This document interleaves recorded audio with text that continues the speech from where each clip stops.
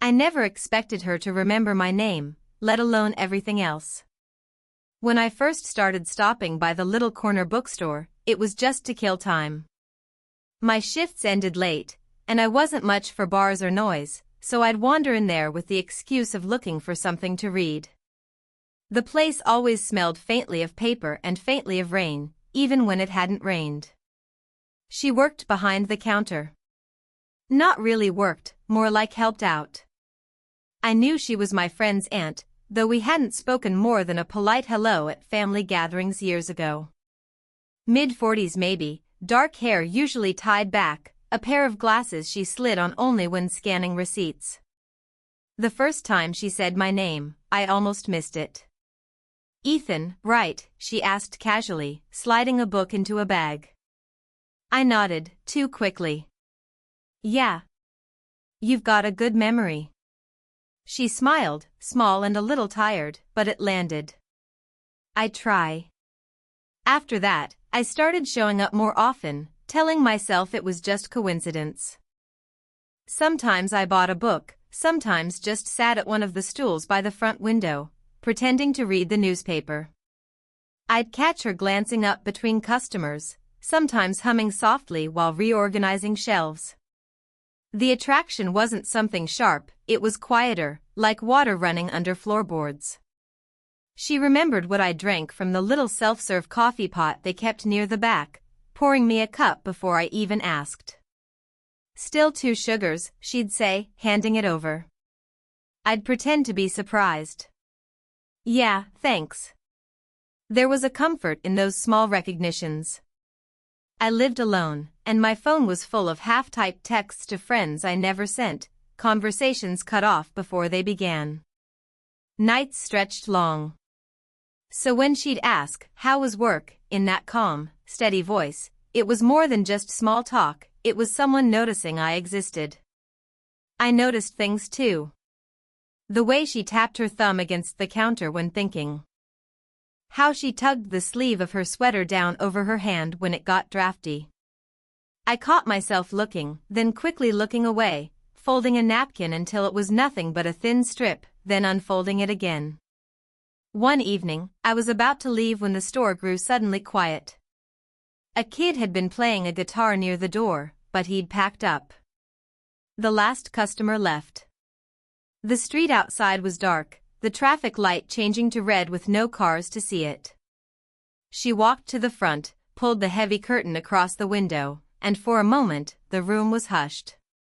"No one sees us now," she said, almost absent-mindedly, brushing dust from her hands. The words hit me harder than they should have. She wasn't looking at me, just at the streetlight outside, her reflection faint in the glass. But I heard them as if she had. I left not long after, carrying a book I hadn't planned to buy. My hands felt restless on the spine, like I should be holding something else. At the bus stop, I opened my phone, thumb hovering over her number I'd never used. I only had it from years ago, back when my friend gave it to me in case of family emergencies.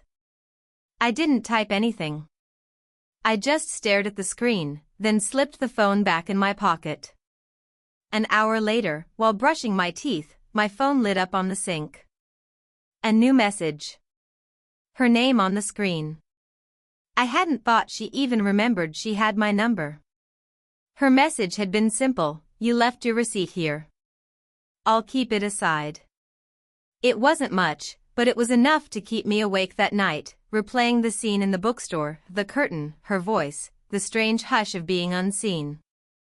The next evening I went back, though I told myself it was only to pick up the slip of paper. She handed it to me folded neatly, like it mattered more than a scrap of thermal ink. "You didn't need to come just for this," she said. Maybe I didn't. The words came out before I could swallow them. Her gaze lingered for a second too long, then she turned back toward the counter. "Tea?" she asked softly. "The coffee's gone." We sat at the small table in the corner, steam rising between us. She rested her elbows on the wood, sleeves tugged down as always. I noticed the faint groove where a ring must have been years ago, a pale band around her finger that had never tanned. "You still live alone?" she asked, not in a probing way, more like she already knew the answer. "Yeah. Basement apartment. Quiet." I hesitated. "Too quiet sometimes." Her mouth tilted at the edge, not quite a smile. "I understand." She paused, then added, almost like confessing, "It's been 7 years since the divorce. You get used to silence until you don't anymore." Something in the way she said it made the room feel heavier, like we'd stepped into a place where words carried weight. I wanted to tell her I understood more than I should, that I sometimes left the TV on just for the noise, but the admission stuck in my throat. Instead, I folded the receipt in my hands again, over and over, until it was a thick, uneven square. That's when the thought crept in, the reminder that she wasn't just a woman at a bookstore. She was my friend's aunt. She'd known me when I was a teenager. To her, I must have been little more than a kid lingering too long in a place I didn't belong. But then her eyes met mine, steady and searching, and I realized she wasn't looking at me like that. "Not tonight." "I used to think," she said quietly, "that by this age I'd have it all figured out. Turns out, you just get better at hiding what you don't." Her words sank into me. Not rehearsed, not meant to impress, just plain truth, spoken aloud. We sat in silence after that, only the clink of my spoon against the cup. The world outside went on, traffic lights, footsteps, but inside, time thinned out until it felt like it was just us, anchored in the dim yellow glow. When I stood to leave, she reached to take my cup. Her fingers brushed mine, just once, just enough for me to feel the warmth of her skin. She didn't move back right away. Neither did I. It could have been an accident. It could have been nothing. But walking home, I knew it wasn't. I don't know why that moment stayed with me, maybe because it felt like someone finally saw me. The next time I saw her, something was different. Maybe it was me. Maybe it was her. I couldn't tell. She was stacking hardcovers by the counter, sleeves rolled up, strands of hair falling loose around her face. The store was busier than usual, people drifting in and out. Every time our eyes met, it felt accidental, but too often to be. When the last customer left, I lingered by the poetry shelf, thumbing pages I wasn't reading. She came over with a rag to dust the ledge, though it was already clean. "You've been coming in a lot," she said lightly, not looking at me. I swallowed. "Maybe I like books." Her laugh was soft, brief. "Maybe." The space between us tightened. The rag moved slower in her hand. My chest tightened too, like something was waiting. But then the bell on the door rang. My friend, her nephew, walked in, tossing his hoodie on a chair like he owned the place. "Hey, Ethan," he said, grinning. "Didn't think I'd see you here." I tried to play casual, shutting the book. "Yeah, just picking something up." She slipped behind the counter quickly, almost too quickly. Her voice was brisk, businesslike. "Need anything?" The shift was immediate. Whatever had been hanging in the air was gone, smoothed over. She wouldn't even look at me. I felt stupid for noticing. Stupid for wanting to.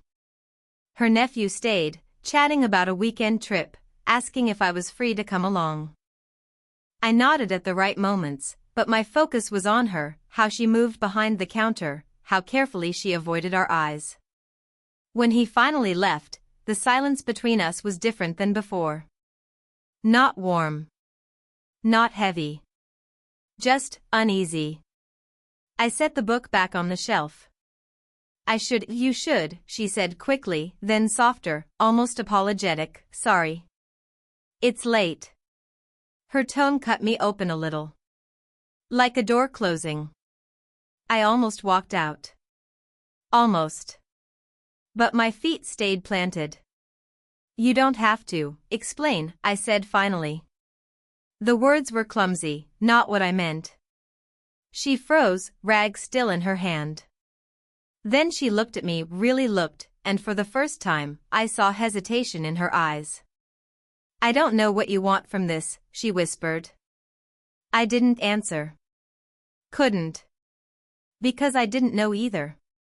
We stood there in the thin strip of light by the window, the curtain still open this time. I could hear the clock ticking above the door, every second pressing against us. She stepped closer, just enough for me to feel the warmth off her sweater. My hand twitched at my side, wanting to reach, terrified to. For a moment, I thought she might. I thought we both might. But she drew in a breath, shook her head lightly, and stepped back. The distance returned, but the charge stayed.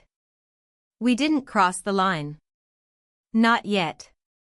But we had stood right on the edge of it. It was raining that evening.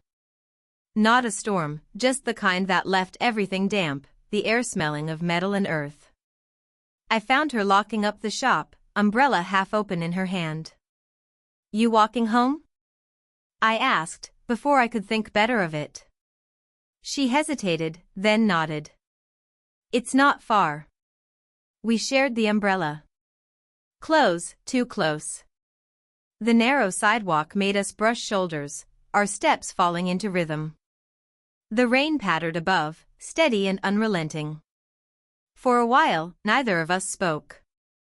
Just the sound of cars hissing by, our shoes on wet pavement. Then she said, almost to herself, I shouldn't be doing this. My chest tightened. Doing what?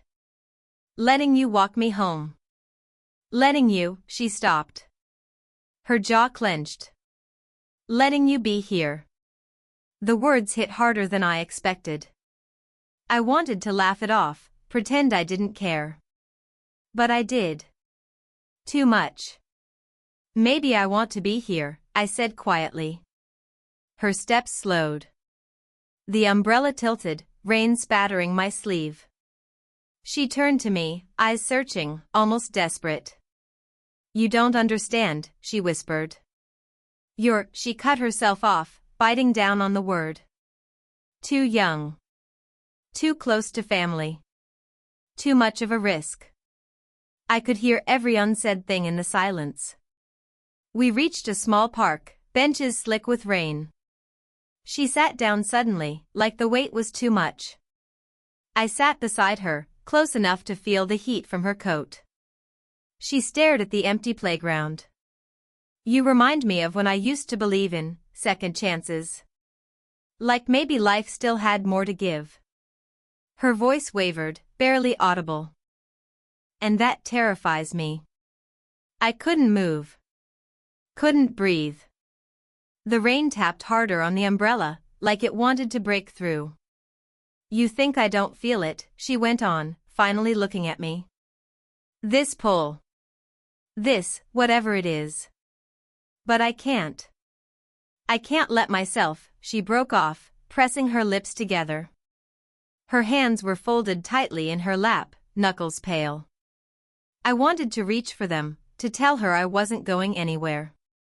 Instead, I said, then why let me walk you home? Her eyes flickered. Hurt. Want. Guilt. All of it at once. Because I don't trust myself, she admitted. The world seemed to stop.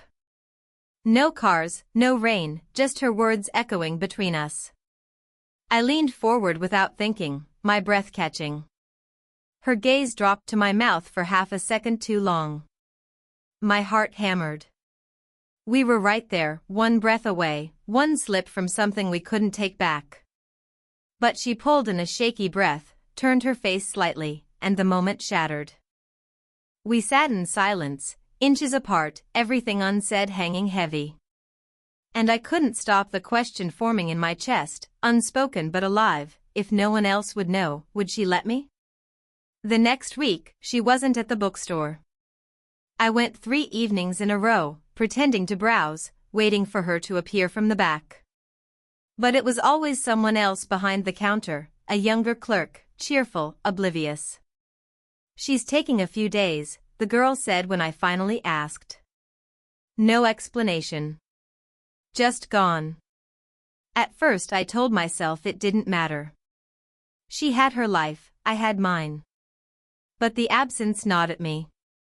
The quiet comfort of her voice, the way she handed me tea, the pauses that said more than words suddenly gone, like a room you return to and find stripped bare. I stopped going for a while. I told myself it was out of respect. But really, it was fear that she decided to step back, to end whatever fragile thread had been pulling us closer. When she finally reappeared, it was different. She was polite, distant. She kept her glasses on the whole time, even when she didn't need them. She never asked about my day. And then, casually, she dropped it. My son came to visit, she said, almost like mentioning the weather. I froze. I hadn't known she had a son. He was grown now, she explained, living out of state. She hadn't seen him in months. She smiled faintly as she spoke, but there was something behind it, something raw. I realized then how little I really knew about her life. About what she carried. The distance between us widened. I stopped showing up every night, convincing myself it was better that way. Safer. I threw myself into work, into noise, into anything that didn't remind me of her voice in my ear. But still, some nights I caught myself pulling out my phone, scrolling to her number, typing something small. You okay, or want coffee tomorrow? Always half a sentence, never sent. I saw her once outside the store, across the street. She was walking quickly, head down, coat pulled tight around her. She didn't see me. Or maybe she did, and chose not to. That night, I lay awake, staring at the ceiling. My chest felt heavy, not broken, just unfinished. Like the air between us had been sucked away, leaving me in some strange limbo. I thought about the rain on the umbrella, her confession on the bench, the way her hand brushed mine. And then I thought about how easily it could all vanish.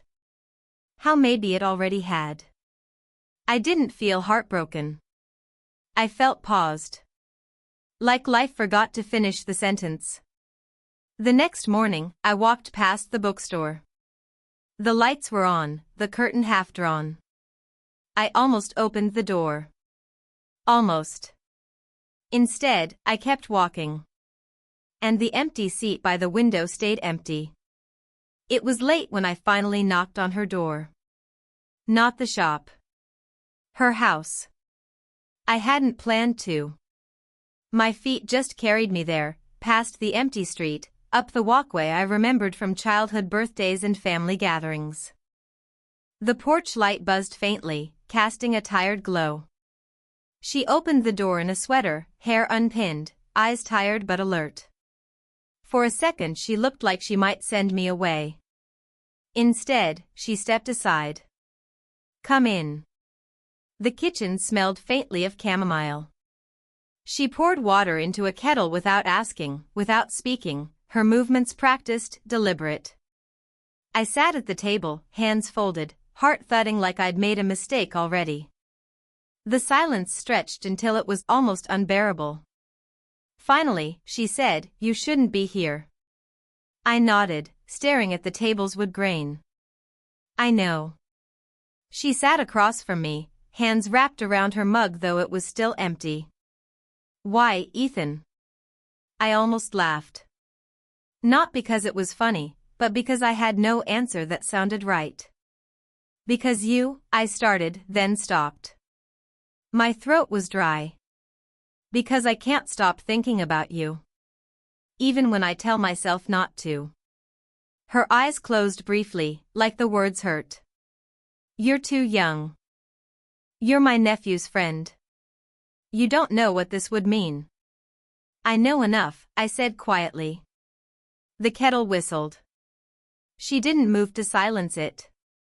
Just let it scream for a few seconds before finally standing. The sound lingered even after she set it back on the stove. She poured tea, slid the mug toward me, and sat down again.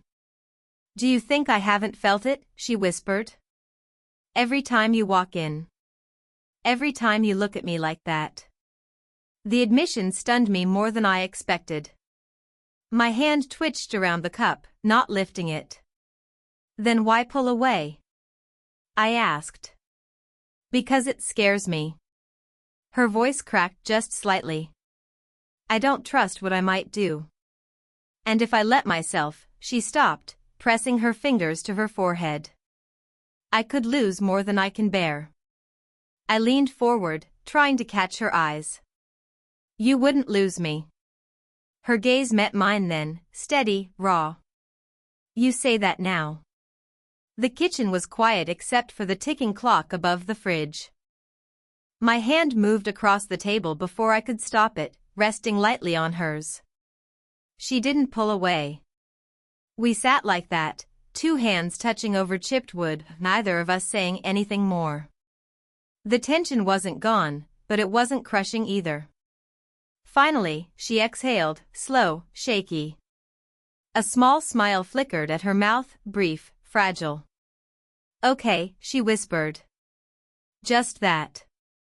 Nothing more." And it was enough.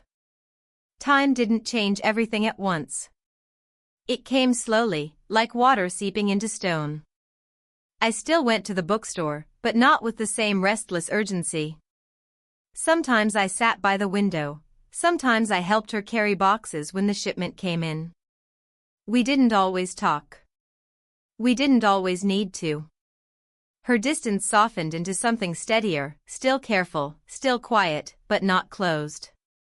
I noticed it in the little things, the way she set a mug of tea down before I even asked, the way she let my hand rest against hers a little longer when passing a receipt.